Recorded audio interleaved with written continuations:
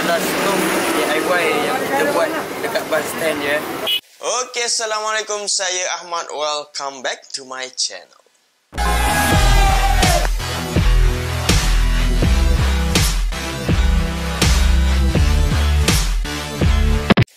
Okey, Alhamdulillah, terima kasih diucapkan kepada anda yang masih setia bersama dengan saya. InsyaAllah hari ini saya nak sambung kisah daripada buku Ustazah Basikal.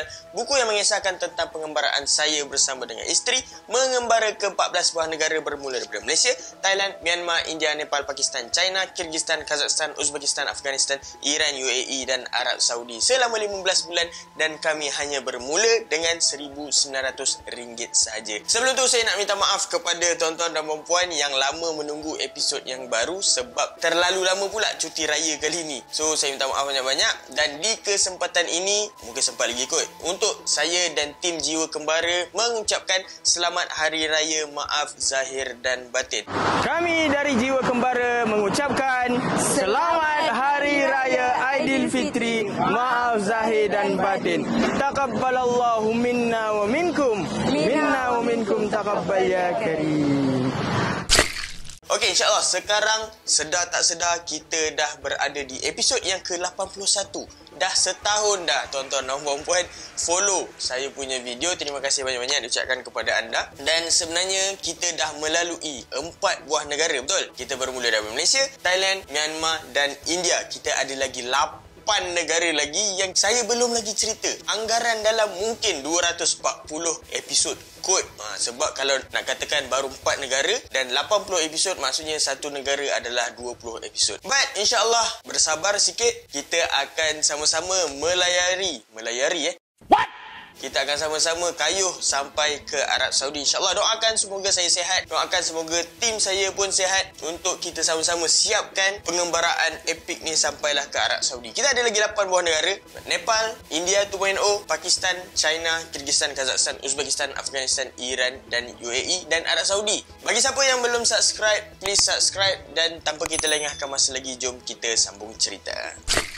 Okey, so bila Amirul dan Aiman sampai sahaja dekat Raksal, dekat border untuk masuk ke Nepal, kami sama-sama merentasi border daripada Raksal untuk masuk ke Birganj. Dan pada waktu tu saya dan Adilah, saya dan isteri saya ada visa Nepal dan kami dah apply siap-siap dekat Malaysia. Tapi Amirul dengan Aiman dia belum ada lagi visa Nepal.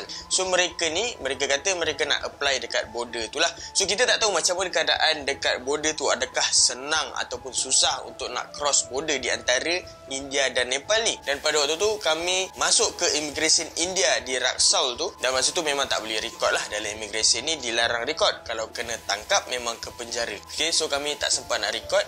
Dan apa yang kami lalui dekat immigration India ni, kami hanya tulis dekat dalam satu borang dan kami tangkap gambar dan kami pun cross lah macam cross kampung. Macam tu je lah, simple je.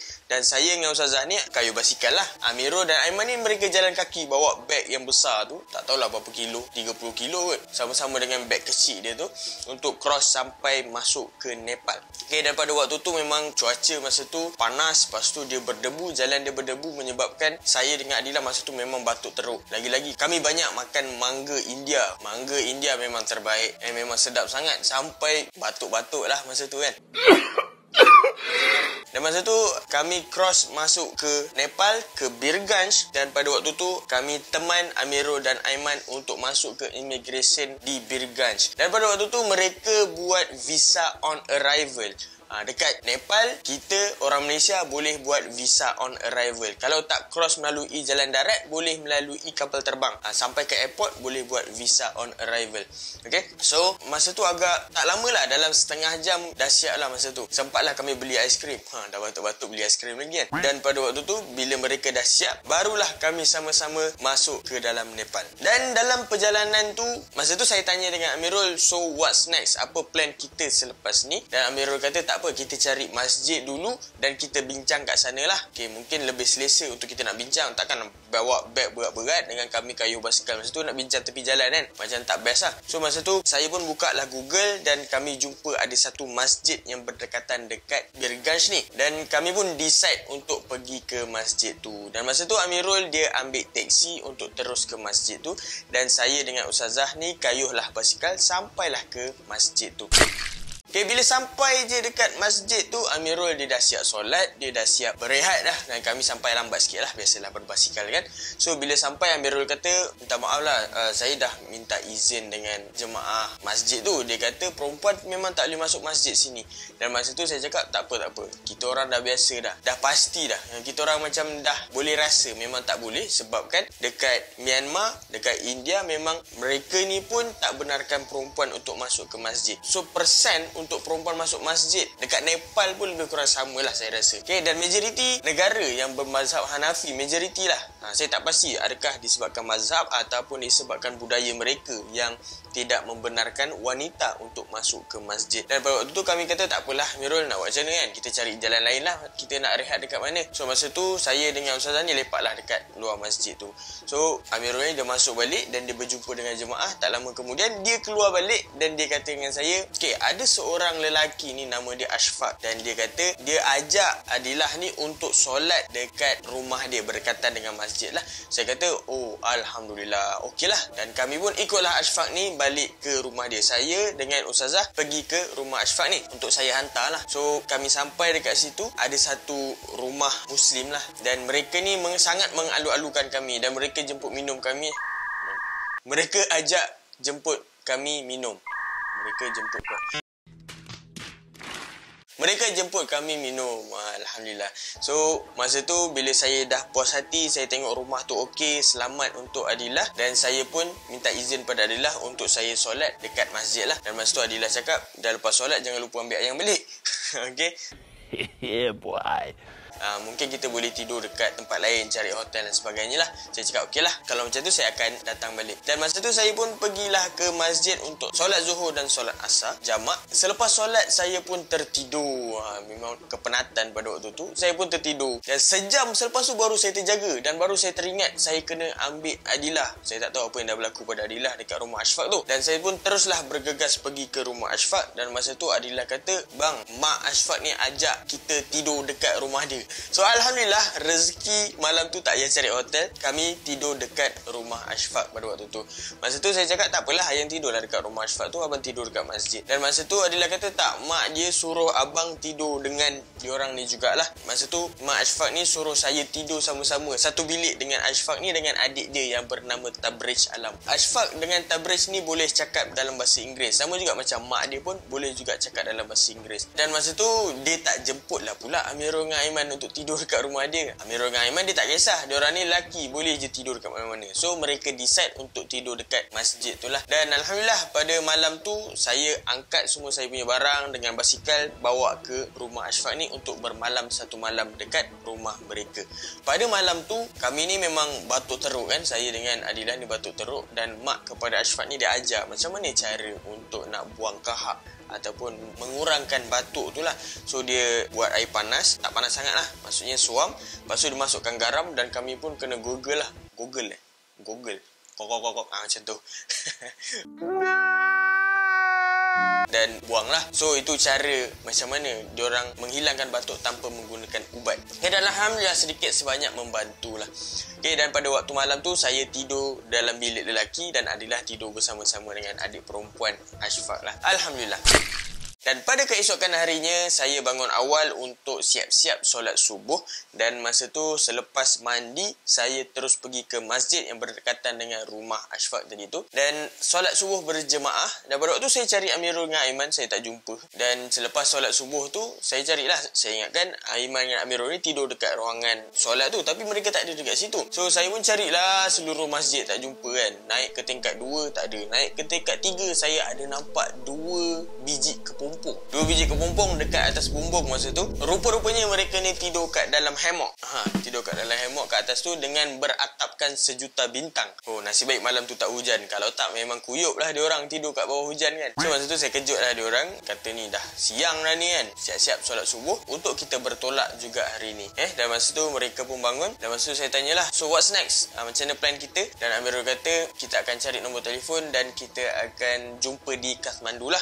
So saya kata okey lah kalau macam tu. Dan Ashfaq ni dia ajak sarapan dekat rumah dia. So Amirul dengan Aiman ni pun berkemas kemas dan mereka pun bertolak pergi ke rumah Ashfaq ni untuk bersarapan sama-sama. Dan pada waktu tu saya tanya pada Ashfaq ni kat mana pekan yang berdekatan untuk kami cucuk duit, untuk kami tukar duit dan untuk kami beli nombor telefon, untuk kami bertukar nombor telefon lah sebelum kami berpecah kepada dua arah. Amirul dia terus pergi ke Kathmandu, saya dengan Adilah mulakan kayuhan daripada Birganj tu ke arah Kathmandu. Dan pada waktu tu kami tengok ada dua jalan yang berpecah lah daripada Birganj tu sampai ke Kathmandu tu. Satu tu adalah 150 km dan satu lagi dalam 85 km.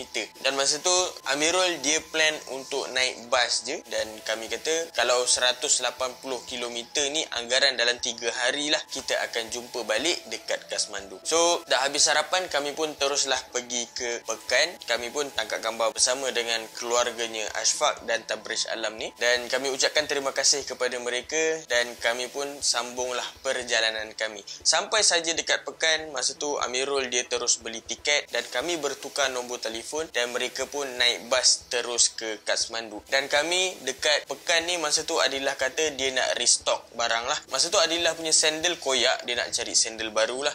Dan masa tu kami berjumpa dengan seorang lelaki bernama Irsyad, penjual kasut yang boleh cakap bahasa Melayu. Dan dia sudi untuk nak bantu kami shopping pada waktu tu. Dan saya tanyalah dengan Irsyad ni kat mana tempat nak beli sayur-sayuran, semua benda. Dan beliau ni pun sudi untuk bantu kami carikan potato, bawang, semua benda lah untuk kami restock dalam pengembaraan kami. Alhamdulillah. Dan pada waktu tu kami berjumpa dengan pemotong buah nenas. Sebab masa tu kalau perasan dalam gambar saya tu, kami cross dengan bawa sebiji buah nenas daripada India. Dan masa tu kami minta bantuan dia untuk tolong potongkan dan kami dapatlah makan waktu kami kayuh. So dia tolong kupaskan, kita ululah sikit duit. Okey, so bila habis saja shopping dekat pekan Birganj tu, kami pun mulakanlah kayuhan pergi ke arah Kathmandu. Dan pada waktu tu kami kayuh sehingga waktu petang dan masa tu kami berjumpa dengan satu masjid yang berada dekat kawasan Hitauda. So bila sampai kat situ macam biasalah saya solat asar kat dalam masjid tu dan Adilah duduk dekat luar sementara saya cari seseorang yang boleh ajak Adilah solat dekat rumah dia. Dan pada waktu tu saya berjumpa dengan seorang lelaki yang bernama Irsyad dan beliau sudi untuk tumpangkan rumah mereka untuk Adilah solat. So kami pun pergilah ke rumah Irsyad tu dan pada waktu tu rumah dia saya tak pasti rumah dia bentuk macam mana, dia macam bertingkat-tingkat tapi semuanya separa siap lah. Dan kami pun cross lah masuk dekat kawasan yang tak berapa nak siap tu sampailah ke satu bilik yang separa siap. Dan masa tu dia kata boleh solat dekat sini lah dan kami masa tu tak kisah sangat asalkan ada tempat untuk nak bersolat. Dan pada waktu tu Irsyad pun kenalkan kami dengan keluarga dia dan pada waktu tu keluarga dia pun invite kami untuk tidur je lah satu malam dekat sini. So Alhamdulillah, so kami tak perlu cari hotel pada hari kedua di Nepal. Dan pada waktu tu kami decide untuk bermalam lah satu malam dekat rumah Irsyad tu dan pada sebelah malam tu Irsyad ajak saya jalan-jalan dekat kawasan perkampungan dia dan masa tu dia ajak saya ke satu gym. Gym dekat Nepal ni saya nak tahulah macam mana bentuk dia kan. Dan memang dahsyat juga bentuk dia kan. Nampak macam besi-besi semua macam DIY dia buat sendiri kan. Dan masa tu saya tangkap lah gambar gym tu kan. Saya nak tunjuk lah kat Adilah, inilah gym dekat Nepal kan. Dan selepas habis daripada tu saya tunjuk lah gambar tu dekat Adilah. Masa tu Adilah nak muntah. Saya pun tak tahu kenapa, tapi itulah gambar yang saya tunjuk dekat Adilah masa tu. Masa tu Ashfaq tanya macam mana kami nak pergi ke Kathmandu. Dan masa tu saya cakap kami akan menggunakan jalan yang 85 km untuk sampai ke Kathmandu. Dan dia kata, are you crazy? Sebab apa? Sebab dia kata jalan tu memang teruk gila. Memang teruk gila. Jangan pakai jalan tu, dia kata. Ikut jalan yang lebih jauh, yang 180 km tu. Saya cakap, kita tak ada masa ni. Saya dah janji dengan kawan saya nak jumpa dalam masa 3 hari. Kalau guna 180 km tu mungkin makan masa yang lebih lama. Dia kata jalan tu memang teruk dan memang tak ada lagi lah orang kayuh basikal kat situ. Orang nak naik motor pun fikir 2-3 kali. Okay, dan masa tu saya fikir tak apalah. Nanti dalam perjalanan nanti barulah saya decide macam mana nak ikut jalan yang mana satu. Okay, dan masa tu saya tanya pada Adilah macam mana nak ikut jalan panjang ke nak ikut jalan pendek. Masa tu Adilah cakap, ayang ikut abang je. Terpulanglah abang nak ikut yang mana, mungkin itulah yang terbaik untuk ayang. Macam itulah. Okey, dan pada keesokan harinya macam biasa kami kalau tidur dekat rumah orang, kami akan bangun awal dan kami bersarapan bersama-sama dengan keluarga Rishad ni. Dan masa tu adik dia dah nak pergi ke sekolah dah. Dan kami pun sempatlah bergambar dengan keluarga Irsyad ni sebelum kami mulakan kayuhan. Dan masa tu Irsyad tanya, "Are you decide yet? Jalan mana yang nak pakai?" Masa tu saya cakap, "Saya tak decide lagi, tengah jalan nanti baru saya decide." Dan kami pun bergambar bersama dengan mereka dan kami ucapkan terima kasih banyak-banyak kepada keluarga Irsyad yang sangat baik hati tu. Dan kami pun sambunglah kayuhan kami ke arah Kathmandu. Dan pada waktu kami mulakan kayuhan tu, hujan mula turun renyai-renyai lah. Tak adalah lepas sangat, tapi boleh lagi rendah. Dan masa tu kami dah siap-siap bungkus beg kami dengan plastik sampah dan kami masukkan kat dalam beg. So ada double protection untuk kami punya peralatan dan baju-baju lah untuk elakkan daripada basah. Dan kalau hujan tak berapa nak lebat, kami redah je. Tapi makin lama makin lebat, makin lama makin lebat. Dan nak tak nak kami pun kenalah cari baju hujan. Dan masa tu saya cakap, "Adilah, jomlah kita singgah ke kedai untuk beli baju hujan." Kami beli 2 helai baju hujan dan pada waktu tu saya ambil 2 tin Red Bull. Dan masa tu Adilah terkejut lah, "Kenapa abang beli sampai 2 biji Red Bull ni?" Saja je nak rasa. Nanti kan kita akan lalui Gunung Ganang. Kita perlukan tenaga lembu ni. Somebody once told me. Sebenarnya saya ada satu projek nak dibuat dengan tin Red Bull ni. Okay, nanti saya ceritakan.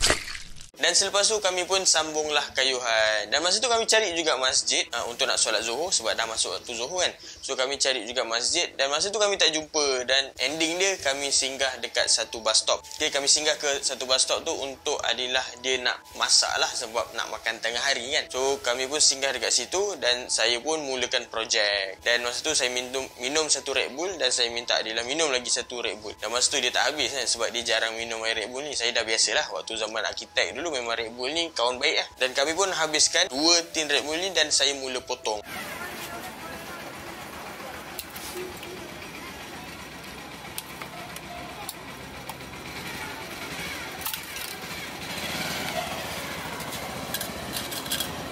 Dan masa tu Adilah tanya, "Nak buat apa bang dengan 2 tin Red Bull ni? Siap potong-potong lagi?" "Adalah," saya cakap, "rahsia." Dan masa tu saya ceritalah dengan Adilah yang sebenarnya saya nak buat stove DIY daripada tin Red Bull ni. Sebab apa? Sebab saya berpendapat bila masuk ke Nepal ni, kita akan masuk ke kawasan Gunung Ganang. Mungkin dah susah dah nak cari tin gas kanister tu. Gas tin tu dia selalu kan ada dekat bandar-bandar, kat pekan-pekan. Saya tak tahu kat kampung ada jual ke tak. Masa tu saya Google macam mana nak buat DIY ni. Dan orang yang mengajar tu lah kan, yang saya jumpa kat Google tu, dia kata boleh buat sendiri, boleh menggunakan minyak petrol je. Saya pun okey lah, bagus juga sebab petrol mudah nak cari kat mana-mana walaupun kat kawasan pedalaman kan, sebab semua orang pakai kereta, semua orang pakai kenderaan kan yang memerlukan petrol.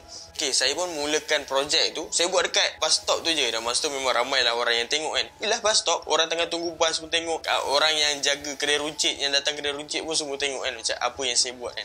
Aku nampak tak? Tak kira serubu. Nah.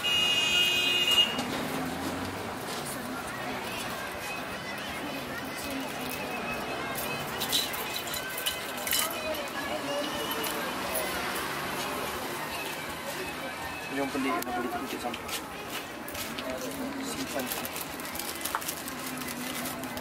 Okay, untuk nak buat DIY punya stove ni dia ada 4 bahagian. Okay, dia ada dua-dua buntut tin tu akan digunakan untuk tutup lah atas dan bawah. Dan buntut yang pertama tu akan ditebuk dekat tepi dia tu untuk dijadikan sebagai tempat api keluar. Okay, dan base dia tu adalah tapak lah. Dan dekat tengah-tengah dia tu ada lagi sekeping besi untuk menghasilkan api daripada lubang-lubang tadi tu. Dan ditutup lah. Bila ditutup, dia dah jadilah satu DIY punya stove. Ini dia set dengan penutup.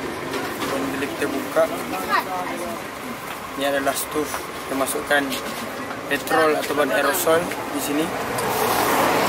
Kita letak sini. So, ini kita boleh jadikan sebagai stand untuk letak periuk. Tak tahulah function ke tak kan. Balik kita dalam masa ni. Kita boleh bakar api. Okey. Okay, dan tu kita nak bungkus, tutup balik. Kita tutup. Tutup macam ni. Dan kita kepilkan dia lah. Untuk safety. Supaya dia tak patah. Alright. Faham eh? Acha.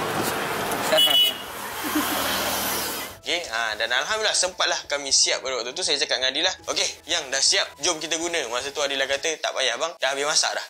Okey. Okay, dan masa tu kami pun simpan lah.